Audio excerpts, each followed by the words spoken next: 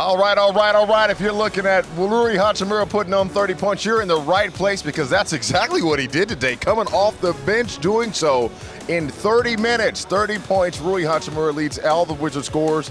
But that's not all. Kyle Kuzma gave you 25. And oh, by the way, another double because he had 10 boards. Final score was beautiful, 138-118. Washington gets the win. It's a back-to-back dub. And that's exactly the way you want to win a home game before you head back on the road for 5. Welcome to Wizards Postgame Live. I am Wes Hall, joined by the coach, Jimmy Patsos. Coach, so much to talk about. This is another wire-to-wire win for the Wizards this season. This is the 4th one we've had. Rui Hachimura, 30 points. Beyond impressive, is it not? He was unbelievable. I know he didn't play, shoot the ball well against the Knicks, but as we said, he's been good since the West Coast. And, Gonzaga got beat for the first time by Loyola Marymount like 20 years the other day. I mentioned it to him and Kispert. I think Rui took it out on the Magic tonight. He was so mad. And you know what? Rui was just his scoring and his fluidness, but everything, he wasn't forcing anything. And this is instant offense. And for the, KP went out, not sure what happened at KP. KP and Gafford went out. Rui really stepped it up there. And Kuzma was almost playing the 5. So it was really interesting to see Rui slides to the 4. Kuzma goes to 5, but Rui, he's not just shooting threes. That's taking the hit. That was probably an and 1 right there.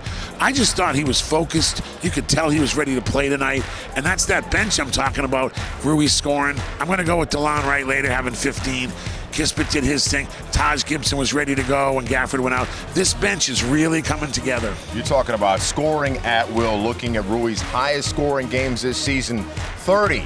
Again, 30 tonight against the Magic like he did against the Suns. He gave the Bucks 26, Dallas 23. We'll be seeing them here in a couple of days. And out in Sacramento gave you 21. And again tonight, 30-point score, tying a career high. But as you said, Kurt, earlier, he's not the only one that was at the party.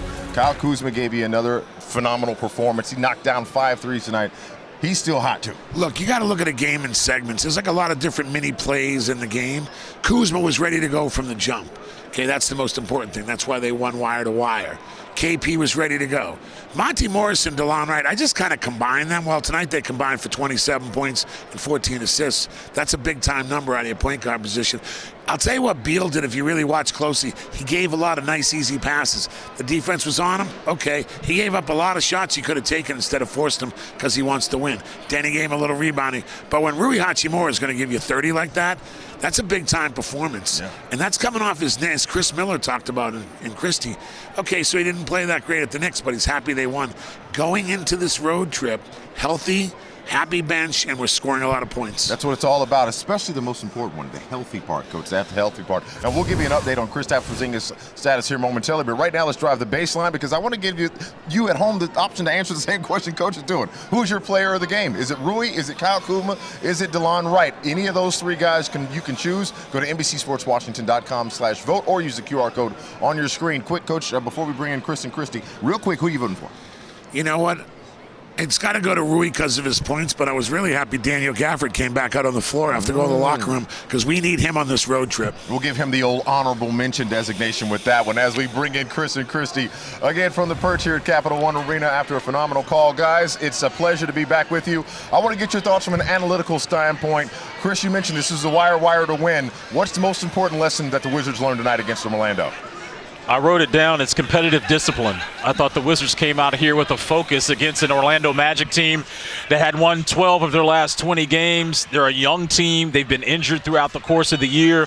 They played last night. There were a lot of factors where Washington could have been like, we might be able to downshift against this team, but I love the disposition that the Wizards came out with from the jump.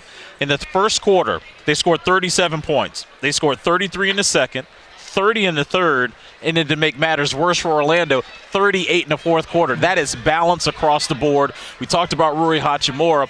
Let me give credit to Kyle Kuzma, another double-double for him. I thought Beal, just like that game against New York, he doesn't have to be option number 1. He is such a threat being out there on the floor where Orlando has to make note, where's Beal? And that opens everything up for this offense. Oh, no question about it. And opening up the offense is just what Washington did very well tonight with 34 assists on 51 made shots. They shot the leather off the ball from 3 on consecutive games. They had 16 in New York tonight, 18 made threes against one of the top defensive teams on the 3-point line. So with Orlando only giving up 34% on three-point field goal percentage for their opponents, first in the NBA, and for Washington to come in and blow that to smithereens and just get the job done in a balanced attack. It's their back-to-back win, right? But they did it in wire-to-wire fashion in both games, in New York and here at home against Orlando. So you like to see the sustainability of what they've been able to do, competitively disciplined on the defensive end, but also on the offensive end where they are really becoming rhythmic with their offense, and it's been a great feel, and it's really pretty basketball when the ball is shared the way that it was tonight. Look, Chris, I thought what you talked about it from a coaching standpoint, that was just a mature win. You know, that's just, we got 20 wins. Hey, 30's next up, fellas, and we're going to 40 if I walk in that locker room and I'm the coach. We got 2 months left. We just moved up in the standings. We beat someone who was right behind us. We just beat the Knicks, and we're going on this 5-game road trip feeling good, and we're coming back, gaining even more ground. But I agree with what Chris was saying, just the way the team handled, from a coaching standpoint, when you say that, you say, hey, we're on to something special. Yeah. We're not messing around tonight. We're putting this team away, and we got business to take care of on this road trip. Well, I'm most impressed with this, Chris, as well. The wire-to-wire win, the not relinquishing leads. That's what's most important, and we've seen a shift, as you're talking about. Is that a result of having the full roster at your disposal, Chris, or is it more just, the guys are in a moment of synergy? It's go time. I'm going to say something, and I'm probably going to hear it. These next 5 games are the most important 5 games of the Wizards season. The most important 5 for 2 reasons. One, they're healthy. We hope KP is fine. He left with the ankle injury. Hopefully he's going to be fine. But this is a whole basketball team, and I think now they should be judged on the merits of being a whole team. We know what's coming up in a couple of weeks, which is the trade deadline. Who are the Washington Wizards? That's what I want to know. And I think, Chris, in these next 5 games against teams that they got a chance to, I'm not going to put a number on what the win should be. Okay. But you've got 5 games here where you can really send a statement to the front office to tell them, keep us together. We got something special here. Right. It's a strong momentum, and you love to see that. That's why I said back-to-back games, wire-to-wire wins, but the way they did it, right? It's not like a buzzer beater. It's not like, oh, we had to climb back from a deficit. No, they were in control from the beginning to the end in 2 games straight. Now, take that same energy on the road for these 5 games and get what you can get there, because when you can continue to grow with that level of momentum and confidence, great things can happen. And hopefully, again, Kristaps Porzingis is okay, and he'll be able to participate at some point on the road. We don't know officially yet what that role for him will be there because of that injury, but I'm telling you, this team is rolling in the right direction right now on both sides. I love to hear it, and that's what we're expecting, is for them to continue to roll down this victory lane and contribute to grab some more dubs. Chris and Chrissy, thank you guys so much for, again, a tremendous day of basketball coverage, and we appreciate it. We'll see you on the road in a couple of days. Coach Patsos, you and I get to sit here and go through the box score. I got something I want to share with people at home. I was most impressed by this one stat. What do you got for me? 51 shots made off 95 attempts for 54%. The number alone tells me that shot selection was a priority tonight. Not a lot of wasted motion. You're not going to make 100% of your shots, but to shoot 54%, to never relinquish a lead, and to knock down threes at a high clip, that's a recipe for victory, if I do say. It starts with your point guard, and you got a 2-headed monster at your point guard. You got taller DeLon right off the bench, maybe more defensive, but he made a couple threes of Monte Morris. Then Beal, and I think Chris put it best. It's not only does he spread the D, Beal's not forcing anything. Nope. Beal's been watching this team. It's sometimes it's a little different when you watch and you're not playing. He's we're good. I mean, remember, I give Beal a lot of credit because he runs his EYBL, a championship caliber team, as the GM, and he coaches. But he's watching, saying, okay, I'll spread the D.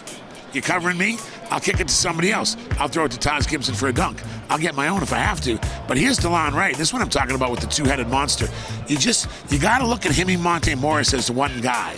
And when you combine their stats, combined with the fact that DeLon Wright's a really long, tough defensive player, that all of a sudden is giving you a really, really good position at the point guard where they can do a little of everything. But if Beal's going to pass it like he's going to pass it like that, You're talking about an NBA All-Star drawing the defense and be willing to pass it. That's just a huge advantage. Well, the confidence for him to be able to pass that is knowing that over the past 2 games, these guys have knocked down 34 threes. That's 17 over the past 2. So there's some confidence that Brad has where he knows if it's either I can attack, penetrate, and corner kick, or I can just let the game come to me. But looking, as you said, looking at the combination of scoring powers tonight, off the bench, Rui and DeLon, phenomenal numbers. The 30 we talked about, tying a career high. But look at DeLon Wright's numbers, Coach. 15 points, perfect from the field, 8 assists, 3 steals. You almost can't ask this man for anything more. You and I were talking about this during the game about Gafford, and we were like, we saw him walk to the tunnel, and we were like, oh man, then Porzingis goes behind him, and of course we'll have an update on his health, as Chris mentioned momentarily. But when we saw him come back, the energy that he had and the energy that the rest of the team had when you saw the return of Daniel Gafford, I thought you thought that was a crucial moment in the game. You know, from a coaching standpoint, that's what's great about being down in the arena. Really good crowd tonight. Upstairs, really crowded. Good energy in the building. Well, the energy for the Orlando Magic went right out the door when they saw Gafford come back. Yeah. They were down 7 and made a little break. Here comes Gafford. He had a block, a dunk, a good play, and the Magic just knew we weren't going to get anything easy inside. But hey, Wes, you're closer to him than I am. Yeah. And you've watched his progression. He's been really important to this team in the last month. Absolutely. And I think the pairing of he and Porzingis has done wonders for both of those guys, because Gafford is more of a traditional 5. Porzingis, we call him a unicorn because he has such a unique skill set that doesn't normally find itself in a 7-3 figure. So you create matchups that the other team spends all night and day trying to figure out how to take advantage of, and they just can't. But I want to bring Megan back into this conversation as well, because when we look at Gafford and we look at what he has been able to do over these past 20 games, he understands his value to this team. And Megan, you talked to him just a second ago. You could see his passion for wanting to be available for this Wizards squad. Yeah, it's something that I talked to him earlier in the season about, and he shared his frustrations with me of not being fully available, being there at parts of the game, but then having foul issues, and that keeps him off of the floor and doesn't allow him to be utilized in the way that they can utilize him. And it took some self-reflection, he was saying, on his part to make sure that he, as you guys heard, does not get frustrated with himself, does not get frustrated with the officials, keeps in mind that they're humans and sometimes, you know, the call might not go his way, but he has to just accept it and keep playing through it. And we started to see that growth on the floor as well too. And now when you look, as you mentioned, the last 20 games, he's been very consistent at maintaining his ability to stay on the floor. And tonight, unfortunately, just, you know, he matches up with guys who are similar style to him in the way that they like to pressure guys. And basically what he has also said to me is, I want other bigs in the league to feel how I feel, so I try to do it to them. And I think he met his match tonight and unfortunately fouled out. But when he was available on the floor, we saw the energy that he brought and we saw the frustration that he gave to the Orlando Magic. I love the fact that Orlando had fits with Gafford, and they also had a fit with these two things. The fact that the Wizards only had 8 turnovers and the fact that the Wizards had 6 steals. It's like, we're not going to give you the ball and we're going to take it from you, Coach. Look, the shot blocking thing's one thing, but the no turnovers, we all know that's been a little bit of an albatross. But I will say I watched that 3-headed monster of the Orlando Magic. They try to play Bomber and Bol and Wagner out there. I'll take Gafford over those 3. Any day, any day. And Megan, when we talk about ball control, whether it's steals and or limiting turnovers, that's got to be something that the Wizards do at a consistent basis. We talked about needing to take advantage of these next 5 games. That has to be part of the repertoire, does it not? Without question. And coming into this one, and I asked Coach about the turnovers situation, because going back to the first matchup in Orlando, yes, they did not have the complements of their entire roster, that is the Orlando Magic, because of those suspensions, but the Wizards turned the ball over 20-plus times in that game. And it was very uncharacteristic of them, especially the live ball turnovers. That was the frustrating part for Coach Wes Unseld in that game. So ahead of tonight, coming into this one, they were averaging right around 13 or 14 assists in the last 5 games were the Wizards. So a much better job taking care of the ball. And a lot of that has to also do with Monte Morris being back in the lineup, as well as DeLon Wright, too, when you think of the fact that those are their 2 point guards that really run the ship, whether it's the first or second unit. So you have your point guards back. Obviously, you have the complements of your roster. The offense can click a lot more. And keep in mind, too, Wes and Coach, when you don't have guys in the lineup, Coach Unseld has to make adjustments on the fly. And guys have to have flexibility. You look at a guy like a Corey Kispert, a Rui Hachimura, a Kyle Kuzma, they don't just play their position. They then play 2 other positions as well, too, because you have to make movements and change what you're doing offensively. So you have to then know every single position. So that's a credit to these guys, and he gave a lot of credit to the bench that were going in and out of the starting unit and the bench throughout the season right now due to injuries and what have you. And it was the flexibility and the mindset that they have always had, that they're ready for whatever coach has asked of them. And that a lot of that is sometimes playing 3 different positions, but knowing all 3 of those positions on both ends of the floor, which is very difficult. Sports, just like life, it's all about the adjustments. You got to be flexible and be able to roll with the punches and know how to do what you do when your number is called. So, Megan, we appreciate it. Of course, right now we're going to drive the baseline because I want to look at tonight's bowl prediction, by the way, brought to you by Greenberg and Betterman. Go to gblawyers.com and feel better. We said Rui's going to have his second double-double of the season. We were wrong, but this is the best feeling of wrong you could ask for because Rui goes off for 30 points, 5 boards, and, of course, these are bold predictions brought to you by 30 should count for extra. You know what? Let's just go ahead and say he won. We say he won. We have overridden the bold predictions brought to you by Greenberg and Betterman. Go to gblawyers.com and feel better. But coming up on Postgame Live, we've got more basketball in the DMV to celebrate today. Not only today, but yesterday as well. The past 36 hours have been tremendous, and we're going to keep that coverage going on the other side when Wizards Postgame Live returns.